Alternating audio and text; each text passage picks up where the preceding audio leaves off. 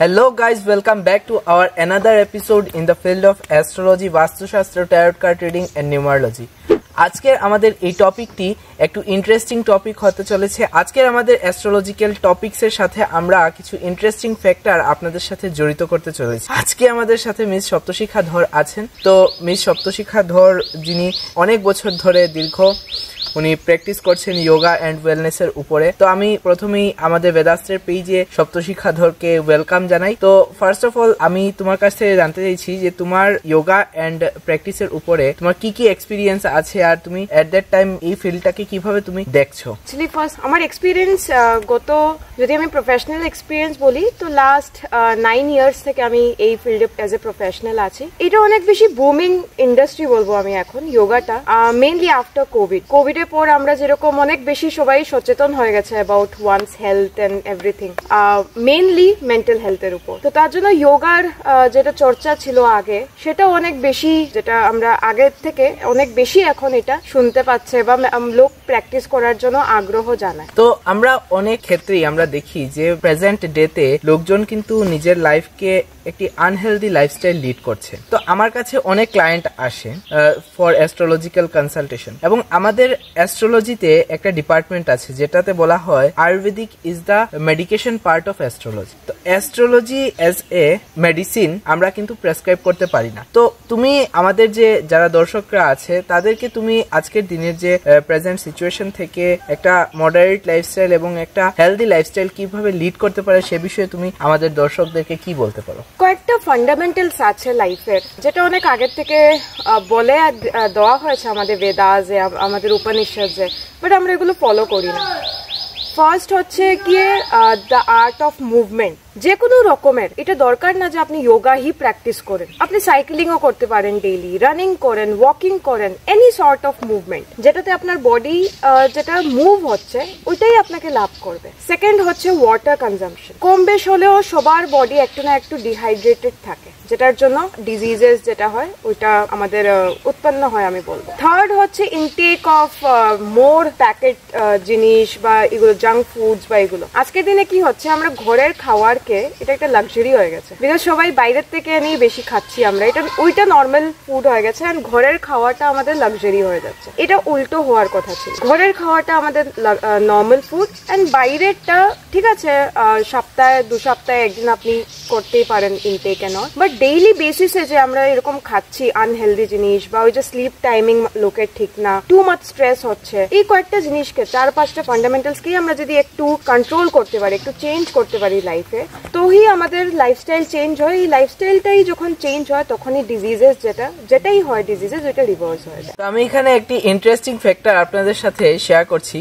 আমরা বর্তমানে যে জায়গাটিতে আছি সেটি একটি আমাদের শিলচর শহরেরই একটি পার্ট, বড়াইল ইকো ক্যাম্প এটাকে বলে। আমরা খুব লাকি যে বড়াইল ইকো ক্যাম্পের মতো জায়গায় বসে আমরা আজকের দিনে এই পডকাস্টটি ওরিয়েন্টেশন করতে পারছি এবং আপনাদের সাথে আমাদের লাইফ এক্সপিরিয়েন্স শেয়ার করতে পারছি। তো আমি যতটুকু জানি তোমার সম্পর্কে, তুমি একটা টাইমে ফিজিক্যাল হেলথ রিলেটেড অনেক ইস্যুতে ভুগছিলে।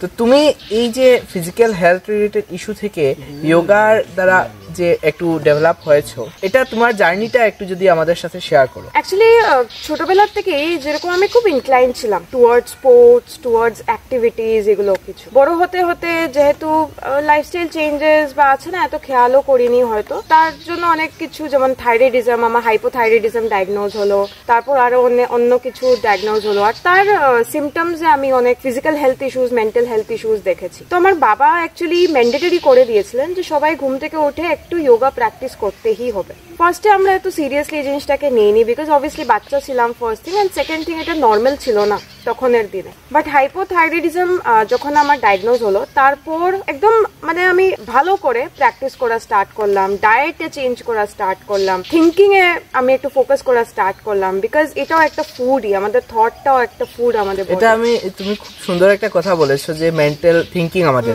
আমি যেটা দেখেছি যে আমাদের যে ইমাজিনেশন এবং আমাদের থট প্রসেস আমাদের ফিজিক্যাল বডির উপরে ডিরেক্টলি কানেক্ট করে, মানে ডিরেক্টলি এফেক্ট করে থাকে। তো এটার উপরে তুমি কি বলতে চাও? মানে আমাদের কি আমাদের থিঙ্কিং প্রসেস আদৌ আমাদের বডির উপরে কাজ করে, না আমাদের থিঙ্কিং আমাদের ফিজিক্যাল বডির উপরে কাজ করে না? না, অ্যাকচুয়ালি করে, বিকজ মাইন্ড বডি দুটো কিন্তু আলাদা না। আপনার একটা ফিজিক্যাল বডিতেই দুটো কানেক্টেড আছে। তো এই দুটো একসাথে যখন ব্যালেন্স হয়ে চলবে তখনই লাইফটা সুন্দর হবে। যখন এটা ইমব্যালেন্স হয়ে গেছে তখনই লাইফে প্রবলেমস আসা স্টার্ট হয়, এটা ডিজিজের ফ্যাক্টরে হোক বা মেন্টাল হেলথ ইস্যুজ হোক। তো সেম আমার ক্ষেত্রেও হয়েছিল। হাইপোথাইরয়েডিজমের একটা অ্যাকচুয়ালি সিমটমও অ্যাকচুয়ালি পুয়ার মেন্টাল হেলথ। তার ক্ষেত্রে যেমন এংজাইটি ইস্যুজ হয়, মুড সুইংস এন্ড অল হয়। আগে আমি বুঝতাম না এগুলো জিনিস। প্লাস আমাদের খাওয়া কি রকম, আমরা ডায়েটটা নিচ্ছি ওইটাও কিন্তু ডিরেক্টলি ইম্প্যাক্ট করে আমাদের থট প্রসেসে। তো আমি আমার ডায়েট যখন চেঞ্জ করলাম, মোর ইনটু সাত্বিক ফুডে যখন আসলাম, অটোমেটিক্যালি আমার বডিটাও হালকা হতে থাকলো, মাইন্ড যেটা থট প্রসেস এটাও একটু ফিল্টার হতে থাকলো। মানে তুমি বর্তমানে ভেজিটেবল ফুডসই ইনটেক করছো। তো এটা আমাদের শাস্ত্রে বলা হয়েছে, আমি যদি একটু শেয়ার করি, গীতার মধ্যে শ্রীকৃষ্ণ বলেছেন যে সাত্বিক আহার আমাদের গ্রহণ করা উচিত। তো vegetable food is very much Satvik, but এখানে একটা ইম্পর্টেন্ট যেটা আমি বুঝি, যেটা আমি তোমার সাথে শেয়ার করতে চাইছি, যে সাত্বিক আহার বলতেই কিন্তু ভেজিটেবল ফুডস না। অনেক লোকজন দেখবে যে ভেজিটেবল ফুডস খাচ্ছে, মানে টোটালি ওরা ভেজ, বাট ভেজিটেবল ফুডস কেও ওরা এত ফ্রাইড করছে এবং সেই ভেজিটেবল ফুডস এর সাথে এত বেশি ওরা মশলা এবং সবকিছু মিশিয়ে খাচ্ছে, যেটাতে কিন্তু ওই ফুডটা রাজসিক আহারে কনভার্ট হয়ে যাচ্ছে এবং রাজসিক আহার অটোমেটিক্যালি আমার ফিজিক্যাল বডির মধ্যে এফেক্ট করবে। তো এখানে সাত্বিক, রাজসিক, তামসিক আহার বলতে যেটা আমি বুঝেছি এতদিনে, আমার যে last 7 to 8 years of astrology and Vedic স্টাডির জার্নিতে আমি যেটা বুঝেছি সেটা হলো, যদি আমি মাছ এবং মাংস যদি আমি মানে ইনটেক করি এবং যদি সেটা সাত্বিক হয়, এবং মজার কথা বলি, আমার যে ঠাকুরদাদার বাবা ছিলেন ব্রহ্মানন্দ সরস্বতী বরদাচরণ চক্রবর্তী, যিনি আমাদের এই বেদাস্ত্রের জার্নিটাকে স্টার্ট করেছিলেন, আমাদের অ্যাস্ট্রোলজিক্যাল যে আজকের দিনে 120 বছরের যে আমাদের যে জার্নিটা চলছে, উনি এই জার্নিটাকে স্টার্ট করেছিলেন। তো উনি কিন্তু ননভেজ ছিলেন, বাট আমি আমার বাবার কাছ থেকে শুনেছি যে উনি মাটন খেতেন। তো মাটন যখন খেতেন, উনি মাটন ঘি দিয়ে ফ্রাইড করে খেতেন, উনি কখনোই অয়েল ইউজ করতেন না। ফার্স্ট। সেকেন্ড, একদম এক সিদ্ধ খেতেন। মাটনটাও যখন খেতেন উনি কোনো ধরনের মশলা এটার মধ্যে দিতেন না, একদম পুরো, মানে অন্যরা দেখলে বলবে এটা কি খাচ্ছেন, বাট এটা পুরো একদম পিওর, একদম না তেল বেশি না মশলা বেশি, কিছু নেই এটার মধ্যে, একদম নর্মাল। তো এই ধরনের যদি আমার মতে যদি এভাবেও যদি আপনারা ননভেজও খেতে পারেন, I think that will also be called সাত্বিক আহার। অ্যাকচুয়ালি এটা একটা ব্রড কনসেপ্ট আয়ুর্বেদাতে, সাত্বিক, রাজসিক, তামসিক। সাত্বিকটা হচ্ছে এনিথিং যেটা আমরা কনজিউম করি within 3 hours after being cooked, সেটাই সাত্বিক। মোস্ট অফ দ্য টাইম এটাকে র ভেজিটেবলস, ফ্রুটস আমরা বলি। রাজসিক ওইটাই যেটা আমরা সকালবেলা রান্না করলাম, খেতে খেতে দুপুর বিকাল হয়ে গেল, এন্ড যেটা খেয়ে আমাদের শরীরে লেজিনেস আসে সেটা হচ্ছে রাজসিক। আর যেটা খেতে খুব বেশি ইচ্ছা করে, সাপোজ পিৎজা, আমাদের ডেইলি খেতে ইচ্ছা করবে। আর তুমি দেখতে পাবে যে মানে এই যে ফাস্ট ফুডের যে দোকানগুলো, দে আর মোস্ট বেনিফিশিয়াল আজকের দিনে। আজকের দিনে আমরা সন্ধ্যার পর থেকেই আমরা ফাস্ট ফুড ইনটেক করা স্টার্ট করে দিই। আমাদের লাইফের হিউজ প্রবলেম, মানে মেন্টাল প্রবলেমও বলবো আমি, এই ফাস্ট ফুড ইনটেক থেকে কিন্তু আমাদের লাইফে আসছে। কেননা আমরা যত বেশি ফাস্ট ফুড ইনটেক করবো, আমাদের ভেতরে ওই যে রাজসিক কোয়ালিটিগুলো ডেভেলপ হবে, তামসিক গুণগুলো আমরা ইনক্রিজ করছি আমাদের, তো অটোমেটিক্যালি আমাদের মেন্টাল স্ট্রেস লেভেল বাড়ছে এবং আমাদের ফ্যামিলি ইস্যুও ক্রিয়েট হচ্ছে। তো এখানে তুমি ঠিকই বলেছো যে সাত্বিক, রাজসিক, তামসিক আমাদের কিন্তু এটা খুব ইম্পর্টেন্টলি আমাদের জাজ করে আমাদের ইনটেক করা উচিত আহার। এবারে যদি আমি অ্যাস্ট্রোলজিক্যাল কিছু ফ্যাক্ট আমি তোমাদের সাথে শেয়ার করব, যে তোমরা অ্যাস্ট্রোলজিক্যালি কিভাবে নিজেদের লাইফকে গাইড করতে পারবে, তোমাদের অ্যাস্ট্রোলজিক্যাল প্ল্যানেটারি মোশন এবং পজিশন দেখে তোমাদের লাইফের যে কি কি রোগ, কি কি ফিজিক্যাল হেলথ ইস্যু আসতে পারে তোমাদের লাইফে, এটা আমাদের অ্যাস্ট্রোলজিক্যালিও ইন ব্রড ডিটেইলসে আমাদের আলোচনা করা হয়েছে। অ্যাস্ট্রোলজিতে একটি ব্রাঞ্চ আছে মেডিকেল অ্যাস্ট্রোলজি, তো সেই ব্রাঞ্চে ইন ডিটেইলসে এই বিষয়গুলো নিয়ে আলোচনা করা হয়েছে। তো তোমার কাছ থেকে আমি প্রথমে একটু জানতে চাইবো যে what do you think about astrology and Ayurveda or naturopathy বা যোগা? তুমি অ্যাস্ট্রোলজিকে কি পার্সপেক্টিভে নিজের লাইফে দেখো? আমার লাগে astrology is your teacher in life, যেটা আমাদেরকে গাইড করে। আমরা জানি না, আমরা চলতে থাকি লাইফে কোনটা রাইট কোনটা wrong path we don't know. ওই রাইট পাথটাকে দেখিয়ে দেওয়ার কাজটাই হচ্ছে অ্যাস্ট্রোলজি। এন্ড আমার লাইফে অনেক হিউজ ইম্প্যাক্ট অ্যাস্ট্রোলজির আছে, বিকজ আগে আমি অ্যাস্ট্রোলজিক্যাল সায়েন্সে I don't use to trust, because Indian mentality মাইন্ডসেটই এরকম ছিল, অ্যাস্ট্রোলজি নেই ও সব চলতা নেই, ও সব তো বেকার। বাট এটা একটা সায়েন্স, এন্ড যখন আমরা এটাকে এজ এ সায়েন্স হিসাবে পড়ে ওইটার হিসাবে যেটা রিয়েল অ্যাস্ট্রোলজি ওই হিসাবে যখন আগে বাড়ি লাইফে ঠিকই আমি রেজাল্টস পেয়েছি। এন্ড আয়ুর্বেদা ন্যাচুরোপ্যাথি দেখেন আমরা জানি আমাদের এই ইউনিভার্সটা 5 এলিমেন্টস দিয়ে বোনা, আমাদের যে বডিটা এটাও 5 এলিমেন্টস দিয়ে বোনা। তো যখন এই 5 এলিমেন্টসটা ওইটা বডির টেন্ডেন্সি হচ্ছে নেচারে ক্লোজ থাকা।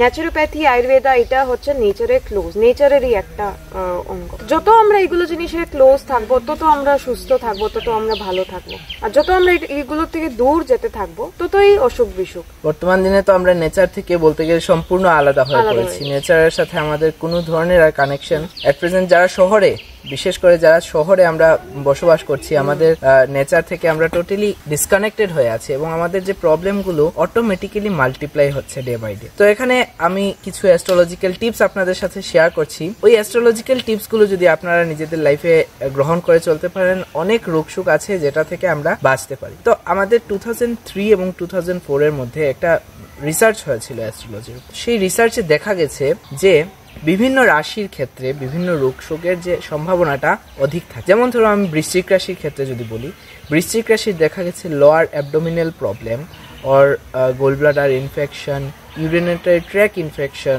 তাছাড়া লোয়ার অ্যাবডোমিনালের আরও বিভিন্ন ধরনের রোগশোক আছে, বিশেষ করে কিডনি এবং bladder related any kind of diseases বৃশ্চিক রাশির লোকজনদের দেখা।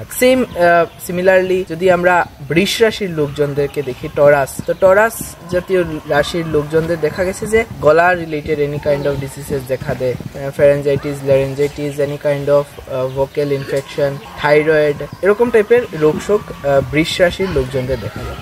ঠিক সিমিলারলি ধনু রাশির লোকজনদেরকে দেখা যায় যে আমাদের thigh related problem, muscle related problem দেখা যায়। রাশি এবং এই রোগশোকদের যে একটা কানেকশন আছে সেটা অনেক যুগ যুগ ধরে চলছে।